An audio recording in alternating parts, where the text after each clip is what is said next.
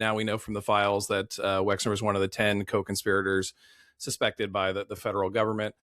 But what was really interesting is House Democrats did this interview with him or testimony from him. And he said this is the first time he's been interviewed about this, that the FBI never contacted him. And I think that's a major revelation for two reasons. One, either he's lying, which the FBI could disprove him, or he's telling the truth. And despite suspecting him as a co-conspirator, he was not contacted at all, which I'll let Mark speak to that. But to me, that seems absolutely insane.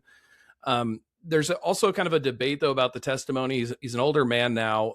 There was a debate about whether or not he's kind of an old man who's rambling on, or if he was making like veiled threats to people. Because at one point he talks about Donald Trump.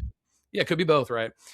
He talks about how Donald Trump was at these like events for models, and he's like, in fashion, and he's like, it's really weird Donald was there because he had no connection to fashion or modeling, as if it was kind of this veiled threat. If I can tell you why he was there. So I think that's going to be one of the issues. But his lawyer jokingly leaned in at one point and said, if you say more than 5 words again, I'm going to effing kill you, telling him to stop talking that much. So I think there's a lot there. We still don't know a lot, but I think the revelation just that Wexner had not been interviewed by the FBI is huge. But I'll let Mark take the legal advice from there.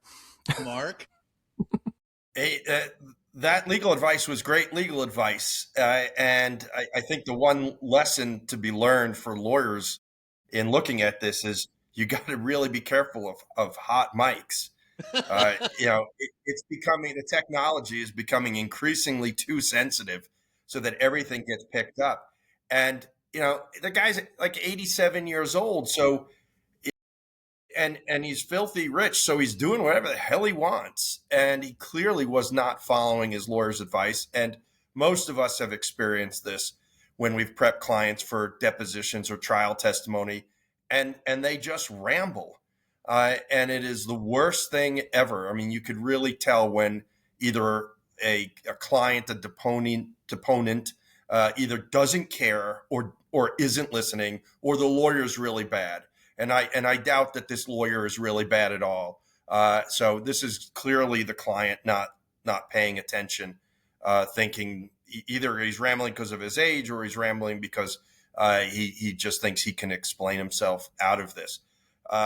It is certainly interesting that he says he wasn't interviewed by the Bureau. That raises a lot of questions. The entire investigation into Epstein. I mean, either he doesn't remember. I mean, I didn't get the sense from the reporting of it that he's got any type of dementia type issues, or other than just what anyone at that age might forget. But presumably the lawyer would have corrected him even at the spot. I mean, I've had to do that with clients. And say, no, remember that meeting we had, that was that meeting, and he didn't do that. And we haven't seen anything in the press about that yet.